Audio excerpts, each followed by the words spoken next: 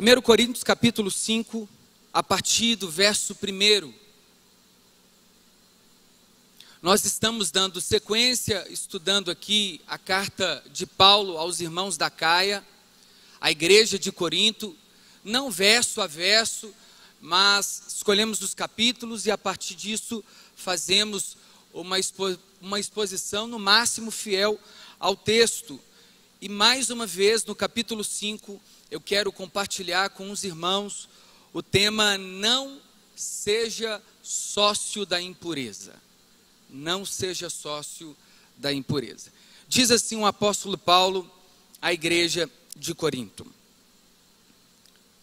por toda parte se ouve que há imoralidade entre vocês, imoralidade que não ocorre nem entre os pagãos, a ponto de um de vocês possuir a mulher de seu pai, e vocês estão orgulhosos. Não deviam, porém, estar cheios de tristeza e expulsar da comunhão aquele que fez isso? Verso 3. Apesar de eu não estar presente fisicamente, estou com vocês em espírito, e já condenei aquele que fez isso, como se estivesse presente. Quando vocês estiverem reunidos em nome de nosso Senhor Jesus, estando eu com vocês em espírito, estando presente também o poder do nosso Senhor Jesus Cristo, entregue esse homem a Satanás, para que o corpo dele seja destruído e o seu espírito seja salvo no dia do Senhor. O orgulho de vocês não é bom. Vocês não sabem que um pouco de fermento faz toda a massa ficar fermentada? Livrem-se do fermento velho, para que sejam massa nova e sem fermento, como realmente são. Pois Cristo, o nosso Cordeiro Pascal, foi sacrificado. Por isso, celebremos a festa não com fermento velho e nem com fermento da maldade e da perversidade, mas com os pães sem fermento, os pães da sinceridade e da verdade. Já disse por carta que vocês não devem associar com pessoas imorais. Com isso, não me refiro aos imorais deste mundo, nem aos avarentos, aos ladrões ou aos idólatras. Se fosse assim, vocês precisariam sair deste mundo.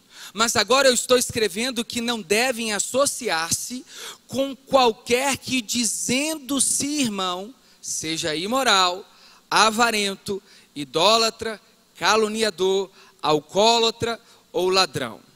Com tais pessoas, vocês não devem nem comer. 12, a gente termina. Pois como haveria eu de julgar os de fora da igreja? Não devem vocês julgar os que estão aí dentro? Deus julgará os de fora. Expulsem o perverso no meio de vocês. Me permita orar mais uma vez. Pai, nós queremos agradecer ao Senhor por sua palavra, uma palavra, Senhor, que na leitura que nós já fizemos, de muito confronto, mas nós queremos ser expostos a fim de sermos aperfeiçoados em amor. A tua palavra que é viva e eficaz, mais penetrante que uma espada de 2 gumes. É ela a única que pode dividir a alma do espírito, a junta da medula. Ou seja, a tua palavra pode fazer aquilo que o homem não tem a capacidade, e nada externamente ou internamente, senão o próprio Senhor, por meio da sua santa e gloriosa palavra. Por isso, pedimos para que o Senhor nos conduza neste texto, a fim de aplicarmos de forma correta, que saiamos daqui arrependidos, exortados, consolados e edificados para a glória do nome santo de Jesus. E você diz amém. Irmãos, um dos textos mais difíceis de ser lido das cartas que Paulo escreve às igrejas. Quando Paulo escreve a primeira carta aos Coríntios, é claro que toda a escritura foi divinamente inspirada por Deus, com o propósito de nos instruir, de nos corrigir, de nos admoestar, de nos exortar, a fim de que vivamos a verdadeira e a sã doutrina. Mas todas as cartas, parece que ela também tem um teor corretivo, e não apenas, como entendemos, punitivo. Quando o Senhor, Ele fala dessa forma por meio das Escrituras, é porque Ele quer que tenhamos em vista uma saída, o arrependimento. E Paulo escreve a uma igreja que parece ser paradoxo, mas uma igreja que tinha muitos dons, uma igreja que vivia o verdadeiro carisma no sentido real da palavra. Carisma quer dizer dons, e era uma igreja que usufruía desses dons.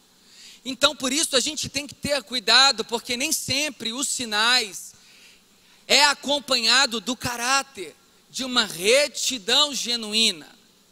E não necessariamente quem evidencia sinais de uma nova conversão, de um novo nascimento, não tenha que todos os dias, assim como o pastor Márcio sempre fala, se lavar constantemente.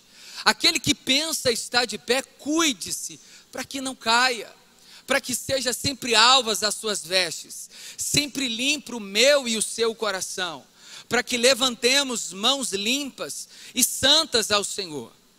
E Paulo escreve o capítulo 5, ele já havia falado no capítulo 4, acerca dele não estar preocupado com o julgamento humano. E ele disse que diante de Deus nada pode ser encoberto. Não existe nenhum pecado que não seja trazido à luz das Escrituras ou do governo e do senhorio de Cristo. É do engano a gente achar que temos a capacidade de esconder de Deus as nossas deficiências e debilidades. E Paulo agora vai tratar de algo extremamente delicado na igreja. E quando nós lemos esse texto, a priori a gente tem até dificuldade de entender algumas direções que Paulo pede para que essa igreja tomasse. Parece que não coaduna com o evangelho aparentemente. Fica difícil ouvir palavras duras, essa do capítulo 5. Paulo não trata com leviandade o pecado que precisa ser tratado de forma exposta. E ele começa dizendo a partir do verso 1 do capítulo 5. Por toda parte se ouve. Irmão, como já não bastasse o pecado, é o que ele causa, o dano na pessoa, o dano numa outra pessoa quando é cometido um pecado como esse vai ser descrito aqui. E ele também causa danos na comunidade, na igreja. Ele escandaliza os ímpios e os incrédulos. Ele faz com que este pecado se torne pedra de tropeço para muitos que estão chegando agora aí, amadurecendo. Por isso que Paulo faz questão de dizer: por toda parte se ouve o que há imoralidade entre vocês. É muito triste quando nós praticamos esse tipo de pecado. Pior ainda é quando isso se torna completamente público a todos. Isso dissipa, isso apodrece a comunhão dos irmãos, fragiliza, escandaliza, entristece o coração de muitos. Eu sei que nós somos seres pecadores, mas Lutero diz também, conforme as Escrituras, também justificados. Então a luta na vida do cristão é uma luta diária, e ele tem a condição, por meio do Espírito Santo, de não ceder às tentações, de não ceder aos próprios deleites. Porque o pecado hoje na vida de um cristão regenerado é uma decisão, e não apenas um acidente, como a gente diz por aí. Não, o pecado na vida de um homem, de uma mulher regenerado, é consciente, premeditado, propositivo, escolhido, decidido, definido, a partir das nossas ambições, a partir do nosso egoísmo, das nossas luxúrias, dos nossos deleites, das nossas concupiscências. É quando deixamos a natureza caída reinar, é quando deixamos a euforia dos desejos tomar o lugar do domínio do Espírito Santo em nós. E essa luta precisa ser combatida diariamente. Paulo disse aos romanos: o que eu quero fazer eu não faço, o que eu não quero fazer, isso eu acabo por fazer. Porque o homem exterior e o homem interior, eles o tempo todo, eles estão em constante colisão. É por isso que nós devemos alimentar o Espírito em nós, por meio de uma vida através das disciplinas espirituais, jejum, oração, leitura, cultos onde nós nos reunimos como assembleia, onde nós fortificamos a fé, ouvimos a palavra. E o apóstolo Paulo diz: entre vocês, e o que já todo mundo já está sabendo, que há imoralidade, que não ocorre nem entre os pagãos. Esse tipo de palavra que Paulo utiliza vem do grego chamado porneia. É uma imoralidade de ato de prostituição ou adultério. E Paulo antecede o que ele vai falar no capítulo 6, que nós precisamos ter em vista, que somos o templo aonde Deus habita.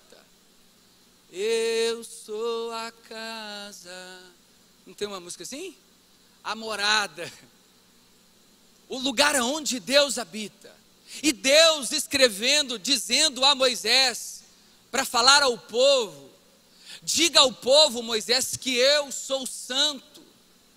E diga a este povo que também seja santo. Ou seja, separado de toda imoralidade, de todo tipo de pecado. Por causa da pureza do nosso Deus, Ele é imaculado, sem mancha, sem transgressão, Ele é luz.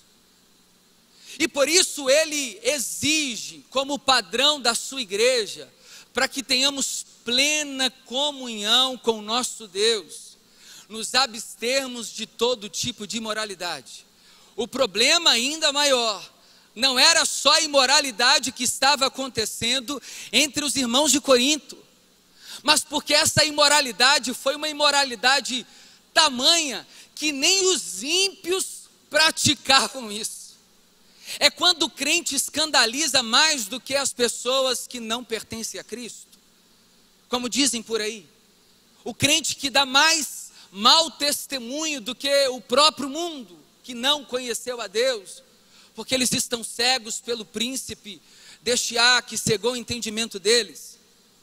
É muito triste quando nós ouvimos isso, e na realidade a igreja de Corinto escandalizava porque esse tipo de porneia, de prostituição, de pecado, de imoralidade, não era praticada entre os pagãos, porque era um tipo de incesto. Ou seja, olha o que o Paulo vai dizer: a ponto de um de vocês, irmãos, possuir a mulher do seu próprio pai. Alguns historiadores dizem, comentarista bíblico, que talvez o pai teria morrido, mas mesmo assim, lá em Levítico capítulo 18, Deus estabeleceu uma ordem, dizendo que o homem não deveria se casar com a própria mãe, a mulher, a filha com o próprio pai, e nem entre os parentes de primeiro grau. Mas o que acontece é que na igreja de Corinto, isso não só estava acontecendo, mas o que o apóstolo Paulo vai dizer: entre os gentios e os pagãos, nem eles que não têm a lei, nem eles que não são regenerados, não pratica tamanha atrocidade, tamanho pecado, tamanha imoralidade. É aquele tipo de crente que fala e faz coisa que até, como dizem por aí, até Deus duvida, né? E por isso que Paulo diz que não tem como esconder de Deus nada nos versos anteriores. Irmãos, é um engano a gente achar que é possível praticar esse tipo de pecado durante uma vida inteira. Quando Davi fez isso, ele deveria estar na guerra, enfrentando seu exército inimigo, mas ele estava no palácio, ele saiu naquele dia, chegou no terraço, e a primeira coisa que ele avistou foi uma mulher nua se banhando. Os olhos de Davi foi contaminado por aquilo que ele viu. Ao invés dele fugir como José fez, ele mandou chamar Betseba e consumou o pecado. Primeiramente, a tentação, ela passa pelo campo da visão e do desejo, mas consumar é uma decisão que é inferida a partir de nós, e as consequências normalmente são dolorosas. Há perdão, mas a consequência chega, a conta chega. Então talvez a gente pensa que as coisas em torno da nossa vida, como lá na igreja de Corinto, por eles estarem vivendo através de muitos sinais do poder de Deus, que a conta não chegaria, que isso não traria danos para a igreja, mas trouxe.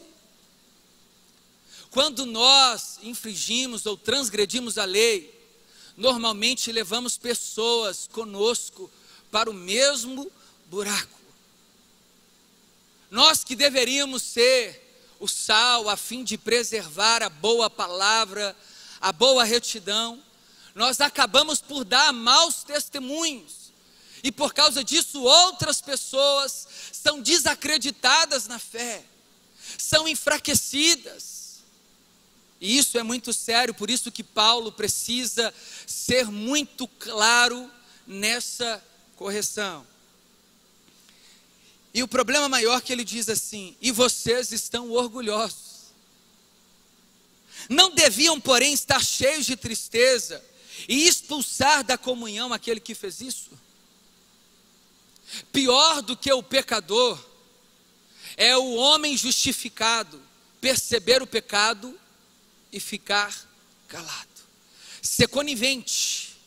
Ah, não está acontecendo nada, vamos tocar, bora, prega aí.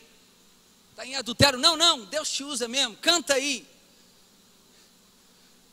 Está vivendo de forma imoral? Não, faz aí, depois a gente resolve. Ah, empurra esse casamento, ela não está vendo. Coloca aí um outro nome na agenda, faz de outro jeito.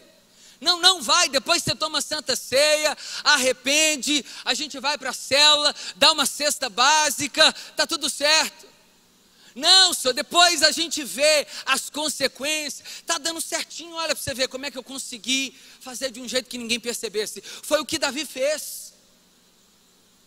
Quando ele percebeu que o pecado não tinha como esconder, porque Betseba estava grávida, e o marido estava na peleja por Israel, ele, ao invés de arrepender, ele tentou ainda esconder o pecado, dar o jeito em camuflar a imoralidade, a porneia, de várias maneiras, embriagando o marido de Betseba,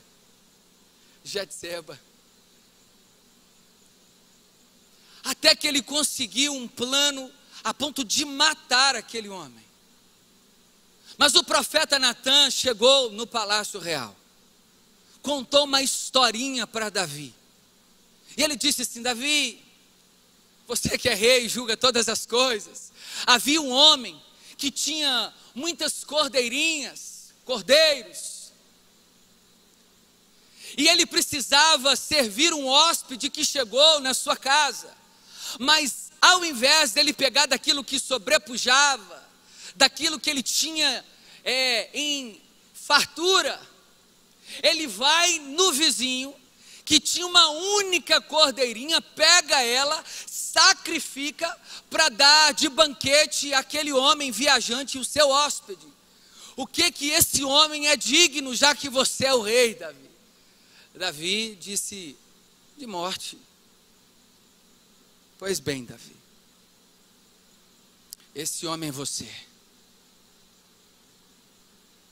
Não tem como esconder de Deus nada.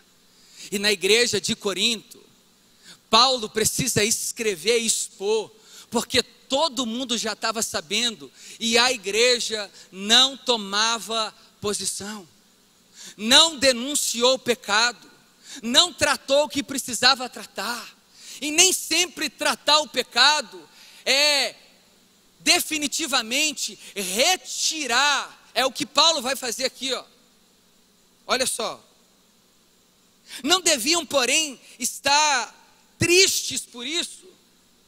Será que a gente não pode chorar pelo pecado que a gente ouve por aí, e às vezes até entre nós?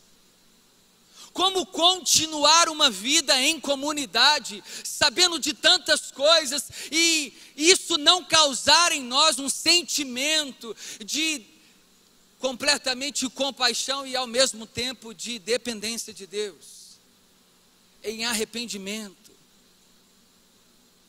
Irmãos, nós não podemos fingir que as coisas não estão acontecendo. Nós não podemos esconder o que é preciso ser trazido à luz. O pecado precisa ser confessado. O pecado precisa ser denunciado. Se somos santos em Cristo Jesus, justificados em Jesus, nós não podemos tolerar o pecado em nosso meio, sem antes praticar a justiça divina através disso. Na igreja de Corinto estava fluindo, mas Paulo não passou o pano. Paulo não acobertou, Paulo não fingiu. Paulo não teve medo de perder os status, o prestígio, o glamour. Paulo não estava preocupado com o que os homens pensariam a partir dessa denúncia. Pode pensar o que vocês quiserem. Ele falou isso no capítulo 4. E às vezes o conchavo, as alianças, os interesses não deixam a gente denunciar pecado. Rabo preso. Se eu denuncio, ele denuncia o meu, eu denuncio do outro, aí a casa cai de todo mundo. O nosso problema é grave. É porque é um sujo falando mal lavado, eu sei. Mas existe uma saída para isso. E a saída, em primeiro lugar, é se arrepender do falso arrependimento. Como diz John Wesley, lágrimas não quer dizer que você se arrependeu. Passar uma noite em claro, com o olho de calango, olhando para o teto. O que eu fiz? O que eu fiz? Aí na segunda-feira faz de novo. O que eu fiz? Você fez o que você está querendo fazer sempre. Isso atrapalha a sã doutrina da igreja. Isso corrói, é como um fermento, é o que ele vai usar de exemplo. Nas palavras seguintes, ele diz assim: não deviam, porém, estar cheios de tristeza e expulsar da comunhão aquele que fez isso. Se a moda pega, hein, irmãs? Se gritar, pega ladrão. Não tem um louvor assim? Não sobra um, meu irmão. Tem um hino assim. A verdade é essa. A transgressão está no nosso meio, em nós, no outro, e ninguém faz nada. A gente não arrepende, o outro não arrepende, ninguém denuncia, ninguém fala nada, e vivemos uma comunidade levedada pelo fermento, encharcada de pecado. Então não adianta fazer 30.000 conferências, enquanto não houver arrependimento, a glória de Deus não vem. Sem santidade ninguém verá a Deus. Mas quando um pecador se arrepende, há festa no céu. Aquele que confessa e deixa, ele recebe perdão e é justificado. O problema é que a igreja de Corinto não entendeu a importância disso. Paulo não queria simplesmente expor por achar que era melhor, não, pelo contrário.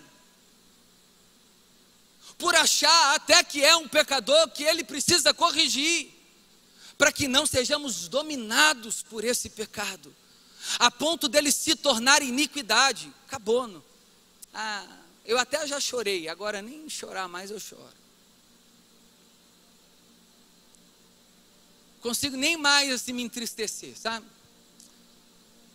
Já caí mesmo, agora, né, vamos embora. Agora é assumir, né? Não, é se arrepender e não praticar de novo. Aí Paulo fala assim: tira ele da comunhão.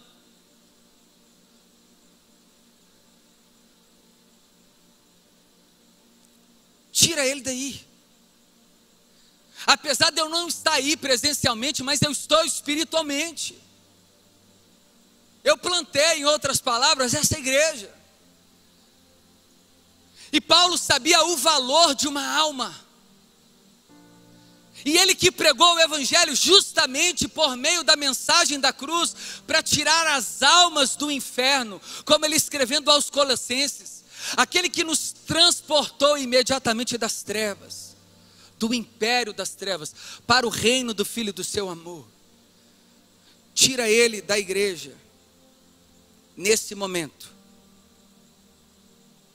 Ele diz assim: e já condenei aquele que fez isso, como se estivesse aí presente, já que vocês não tomaram o partido. Quando vocês estiverem reunidos em nome do nosso Senhor Jesus Cristo, ou seja, nos cultos, estando eu com vocês em espírito, estando presente também o poder do nosso Senhor Jesus Cristo, aí quando vocês estiverem num culto, pega esse jovem e entregue ele a Satanás. Era comum uma decisão por meio dos principais apóstolos, na tentativa de salvar a alma, permitir uma certa excomungação ou excomunhão, removia aquela pessoa do convívio bíblico, de uma vida ordinária, naquele instante, para ver se ele começasse a perceber o tamanho da sua transgressão e aquilo que ele fez, e ele reconhecesse isso, sendo convencido pelo Espírito Santo. É claro que hoje nós temos um pensamento de trazer as pessoas para mais perto, e isso é o correto, mas isso é porque ficou muito grave, foi muito público. Então você precisa tratar o caso específico. Olha, você estava pregando, mas por um tempo, uma disciplina, para que você entenda, para que você se arrependa, para que você repense. Nós vamos tirar as suas atividades eclesiásticas por um momento, para você refletir. Isso não muda, isso não convence, mas isso é pedagógico, é necessário. É o castigo, né? Igual o pai e a mãe coloca lá no cantinho. O problema é que hoje a gente escandaliza com a decisão da igreja primitiva, mas fazemos pior, porque a gente não expulsa ninguém, porque até a gente não pode expulsar, porque a igreja não é nossa, é de Cristo. Só que a gente tolera, a gente deixa a pessoa continuar envolvida de qualquer jeito. Irmãos, todos nós somos pecadores e merecedores. Quem está aqui pregando, cantando, não é mais santo do que você, e nem mais pecador do que você. Mas a gente precisa tratar as coisas com ordem e decência.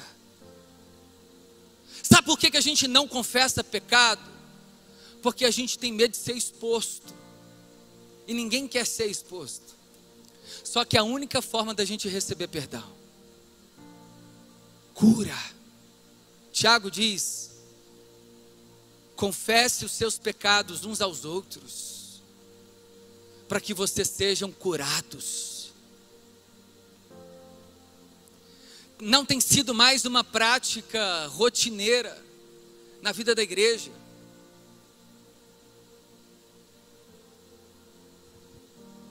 E ele termina dizendo: vou ter que correr 30 minutos, só Jesus. Entregue o homem para Satanás, para que o corpo seja destruído e o espírito salvo no dia do Senhor. Livrem-se do fermento, como o povo fez quando eles celebravam a Páscoa lá no Egito. Tirava o fermento, o pecado do meio, Nós temos que nos livrar do fermento, do pecado, porque nós temos o Cordeiro Pascal, que se entregou para nos perdoar dos nossos pecados e nos justificar. A saída é Cristo e o arrependimento verdadeiro e genuíno.